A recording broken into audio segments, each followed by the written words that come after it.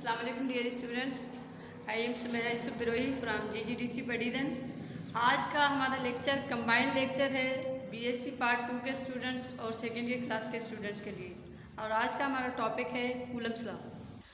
Coulomb's law discuss करने से पहले हम conditions of applying Coulomb's law discuss करेंगे, यानी कि हम कभी भी कूलम्स लॉ अगर अप्लाई करना चाहें तो हम कब कूलम्स लॉ अप्लाई कर सकते हैं। फर्स्ट कंडीशन क्या है कि हमारे पास पेयर ऑफ चार्जेस हो, यानी कोई भी दो चार्जेस हों तब ही हम उन पर कूलम्स लॉ अप्लाई कर सकते हैं। जैसे फर्ज करें एक चार्ज पार्टिकल है हमारे पास Q1 और एक पार्टिकल है Q2 और R उनके दरमियान का डिस्टेंस है, तो इनके दरमियान में जो फोर्स कैलकुलेट करना हो तो हम वो कूलम्स लॉ के ज़रिए कैलकुलेट कर सकते हैं। लेकिन अगर हमारे पास सिस्टम ऑफ चार्ज पार्टिकल्स हो, जैसे ये देख रहे हैं आप, जैसे जिसमें हमारे पास एक system of charge particles. System of charge particles किसे कहते हैं? जब भी बेटा दो से ज़्यादा चार्जेस होंगे, चार्जेस का मजमुआ दो से ज़्यादा होगा, तब हम उनको क्या कहेंगे? System of charge particles. अब फर्ज करें हमारे पास एक सिस्टम ऑफ चार्ज पार्टिकल्स है, इस पर अगर हम कूलम्स लॉ के जरिए फोर्स कैलकुलेट करना चाहें तो हम क्या करेंगे? सबसे पहले एक चार्ज पार्टिकल को स्टैंडर्ड लें। मैंने यहाँ पर Q को स्टैंडर्ड लिया हुआ है, जबकि मेरे पास मजीद बाकी जो चार्जेस हैं वो Q1, Q2, Q3 और Qn चार्जेस हैं। तो मैं देखूंगी कि इस Q पर Q1 की वजह से कितना फोर्स लग रहा है, Q2 की वजह से और Q3, और ये Qn चार्जेस हैं। अब फर्ज करें कि इनके दरमियान का डिस्टेंस Q से Q1 का डिस्टेंस R1 है और इस तरह ये R2 और ये R3 और ये R है, तो ये इनकी डायरेक्शन ऑफ फोर्सेस हैं अगर सेम लाइक चार्जेस हैं हमारे पास। तो हम फाइनली क्या करेंगे? इनको सम अप करेंगे तो हमें कूलम्स लॉ के जरिए पता चल जाएगा कि इस सिस्टम ऑफ चार्ज पार्टिकल्स में ये जो Q चार्ज है इस पर कितना फोर्स लग रहा है। Second condition of applying Coulomb's law is that the charges must be point charges. देखिए बेटा, फिजिक्स में पॉइंट पार्टिकल्स का कॉन्सेप्ट आपने बहुत बार सुना होगा। पॉइंट चार्जेस, पॉइंट मास, ये आपने सुना होगा। अब ये क्या होते हैं पॉइंट चार्जेस? असल में दो किस्म के बॉडीज़ को हम पॉइंट पार्टिकल्स कहते हैं। सबसे पहले कि वो सोसिमाल हो, उनका साइज़ बहुत छोटा हो, यानी वो ज़ीरो डायमेंशनल हो, तब हम उनको पॉइंट पार्टिकल या पॉइंट चार्जेस कहते हैं। आपको प्रीवियस लेक्चर में मैंने आपको बताया था कि पॉइंट ज़ीरो डायमेंशनल होता है। इसी वजह से मैंने क्या कहा कि जिनका साइज़ बहुत छोटा होगा, ज़ीरो डायमेंशनल होगा, उन पार्टिकल्स को हम क्या कहते हैं? Point particles. सेकेंड कंडीशन क्या है पॉइंट पार्टिकल्स या पॉइंट चार्जेस का? कि the distance between the charges must be much more greater than their size. यानी दो ऑब्जेक्ट्स को पॉइंट पार्टिकल्स हम तब कहते हैं जब उनके साइज से उनके दरमियान का फासला कई गुना ज़्यादा हो, तो हम क्या कहेंगे? These two particles are point particles. ठीक है, जैसे आपको एग्जांपल दूं, आप ज़मीन से चांद को देखेंगे तो वो आपको एक पॉइंट नज़र आता है, या मुख्तलिफ़ किस्म के स्टार्स को देखेंगे तो आपको पॉइंट नज़र आते हैं। क्यों?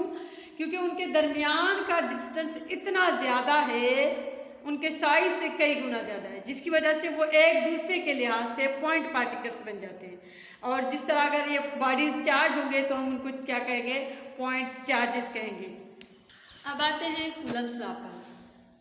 कूलम्स बेसिकली वो पहला साइंटिस्ट था जिसने क्वांटिटेटिवली बता दिया कि अगर दो लाइक चार्जेस हैं तो उनके दरमियान में रिपल्सिव फोर्स है, तो अमाउंट ऑफ रिपल्सिव फोर्स कितना है। यानी उससे पहले ये तो कॉन्सेप्ट होता होगा कि दो लाइक चार्जेस एक दूसरे को रिपेल करते हैं और अनलाइक चार्जेस एक दूसरे को अट्रैक्ट करते हैं, लेकिन अमाउंट ऑफ अट्रैक्शन और अमाउंट ऑफ रिपल्जन ये सबसे पहले किसने कैलकुलेट करके बताया? कूलम ने।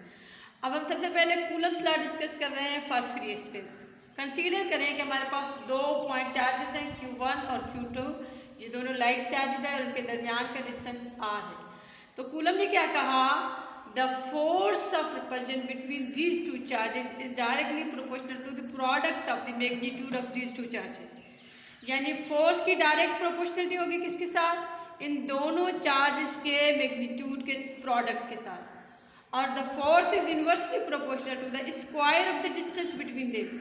यानी ये जो डिस्टेंस है इसके इस इन्वर्स स्क्वायर की प्रोपोर्शनलिटी है। अब अगर हम इस इक्वेशन को कंबाइन करें तो यहाँ से F is equal to Q1 Q2 upon R square बन जाएगा, इस साइड वाले वैल्यूज़ को हम मल्टीप्लाई करेंगे, यहाँ से f कॉमन लिया। अब आपको पता होगा प्रोपोर्शनलिटी हटाने के लिए हम क्या करते हैं, इक्वल टू और कांस्टेंट यूज़ कर रहे हैं। तो यहाँ पर मैं कांस्टेंट हमने यूज़ किया था इक्वल टू और के कांस्टेंट यूज़ किया, तो इक्वेशन बन गया f is equal to k Q1 Q2 upon R square. अब जब k है उसकी वैल्यू है k is equal to 8.98 × 10⁻⁹ newton metre square per coulomb square. अब उसके अलावा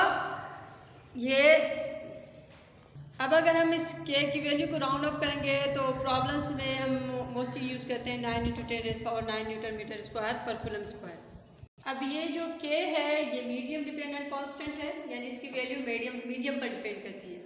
अब अगर हम k की वैल्यू को अगर हम एप्सिलॉन नॉट यानी परमिटिविटी ऑफ मीडियम और पाइस की सूरत में लिखेंगे तो k बराबर होगा 1/4 पाई epsilon not, where this epsilon naught is the permittivity of free space। अब अगर हम ये k की जगह पर ये वैल्यू पुट करेंगे तो कूलम्स लॉ का जो नेक्स्ट इक्वेशन हमें मिलेगा वो ये है कि f is equal to Q1 Q2 upon 4 pi epsilon naught R square. जो एप्सिलॉन नॉट है मैंने बताया आपको, इसे it is the permittivity of free space. इसकी वैल्यू क्या है 8.85 × 10⁻⁻12 coulomb square per newton metre square. अब ये जो परमिटिविटी ऑफ फ्री स्पेस है ये बेसिकली क्या है, the property of medium which effects the force between the charges.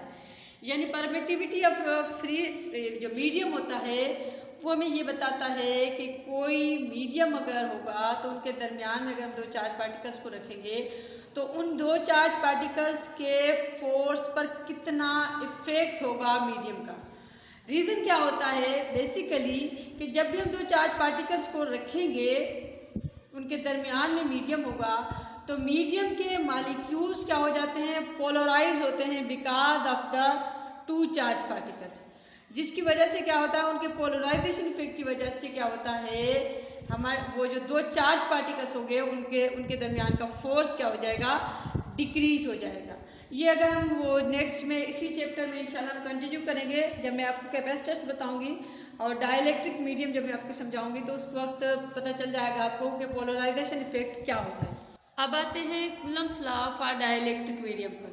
अगर हमें कोई डाइलेक्ट्रिक फ्री स्पेस ना हो, कोई भी मीडियम अगर हम दरमियान में लाएंगे, कोई भी डाइलेक्ट्रिक मटेरियल अगर दो चार्जेस के दरमियान होगा तो उस वक्त उनके दरमियान का फोर्स कितना होगा। तो हम सिंपल अगर इक्वेशन बनाएंगे तो मैं क्या कहूँगी कि डाइलेक्ट्रिक मीडियम में जो फोर्स होगा वो बराबर होगा फ्री स्पेस के फोर्स को अगर हम रिलेटिव परमिटिविटी के साथ डिवाइड देंगे तो हमें डाइलेक्ट्रिक मीडियम में जो फोर्स ऑफ अट्रैक्शन या रिपल्जन होगा वो मिल जाएगा। तो हम अगर स्पेस के साथ डिवाइड देंगे रिलेटिव परमिटिविटी के साथ तो हमारा इक्वेशन कुछ इस तरह बन जाएगा Q1 F is equal to Q1 Q2 upon 4 pi epsilon naught epsilon R और ये R square the distance between the two charges. अब ये जो एप्सिलॉन आर है it is the relative permittivity of medium. अब उसके बाद ये जो एप्सिलॉन नॉट और एप्सिलॉन आर होगा ये बराबर होता है एप्सिलॉन के, जैसे epsilon is the medium permittivity of the medium. तो ये हमारे पास फाइनल इक्वेशन बन जाएगा किसका, Coulomb's law for dielectric medium का। ये भी एक इक्वेशन है Coulomb's law for dielectric medium का in terms of epsilon naught यानी medium free permittivity of free space और फिर relative permittivity of the medium. और इसके अलावा अगर परमिटिविटी ऑफ मीडियम के टर्म्स में हमें अगर इक्वेशन चाहिए हो तो हमारे पास इक्वेशन बन जाएगा कूलम्स लॉ का ये। और अगर हमें रिलेटिव परमिटिविटी की वैल्यू निकालनी हो तो हम रिलेटिव परमिटिविटी की वैल्यू निकालने के लिए क्या करेंगे, परमिटिविटी ऑफ मीडियम को डिवाइड देंगे relative permittivity of free space के साथ, हमें रिलेटिव परमिटिविटी की वैल्यू मिल जाएगी। अब हमें पता है जो कूलम्स लॉ है वो बेसिकली कूलम एक फोर्स कैलकुलेट कर रहा है, फोर्स एक वेक्टर क्वांटिटी है तो वेक्टर का मैग्नीट्यूड होगा, डायरेक्शन होगा। तो यहाँ पर अब नेक्स्ट में हम vectorial form of Coulomb's law discuss कर रहे हैं, यानी vector representation of Coulomb's law discuss कर रहे हैं।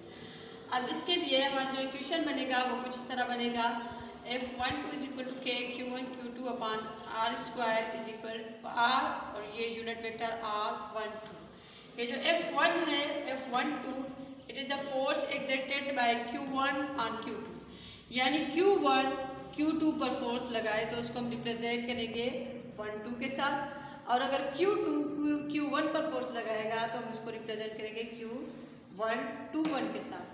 और अगर उसके अलावा ये जो आर कैप लगा हुआ है, आर कैप यूनिट वेक्टर होता है। आपको पता है कि unit vector represent the direction of any vector.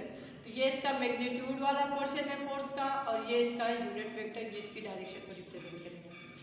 अगर हमारे पास चार्जेस लाइक चार्जेस होंगे तो उनके फोर्स की डायरेक्शन हमेशा क्या होगा अवे फ्रॉम ईच अदर होगा। और अगर अनलाइक चार्जेस होंगे तो उनके फोर्स की डायरेक्शन हमेशा टुवर्ड्स ईच अदर होगा। तो ये था हमारे पास Coulomb's law. Finally and once again I am thankful to professor doctor Mohammad Khalid Anees, जो हेल्प करते हैं मेरी लेक्चर्स के मामले में। Thank you sir. अल्लाह हाफ़िज़। पाकिस्तान जिंदाबाद।